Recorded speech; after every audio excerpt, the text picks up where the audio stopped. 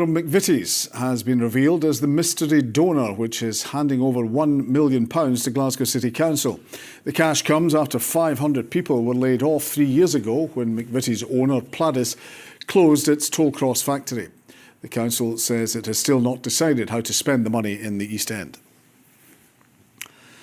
Now, it's better known for empty units, burnt-out buildings and dormant music venues, but one group is aiming to halt Sauchiehall Street's steady decline. Plans are afoot to return Glasgow's legendary street to its former glory when the paving works have been completed. Vanessa Taff reports. You might be forgiven for thinking, what's changed on the newly refurbished section of Sauchiehall Street?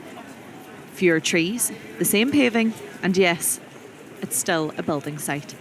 It's always a good shopping centre. No, so good now. A lot of empty units here now. Yeah. How does that make you feel? But it's nostalgic. I think it's a shame because it was always a smashing shop, and then Marks is away. That's just, it's coming to something, but what is it coming to? Is that it? It's a mess. It's a disaster. It's been like this for months and months now. I get the bus up to the bus station, so you've got to walk by here like on a daily basis, and it's a riot. It's just a sign of the times, isn't it? Everywhere's the same, you know. The refurb of the pedestrian precinct has been delayed and prolonged. Some parts have even been dug up again and patched over. There aren't any overnight solutions for some of the longer term problems here, like the burnt out buildings, some of the empty units, and just the general feeling of being on Sauchiehall Street. Now, the council have grand plans for a lot of the buildings here, but over the years, there's been a lot of talk and ideas which so far have come to nothing. We're pleased to have you in our new project space. Despite the challenges, there are big hopes for the area's future.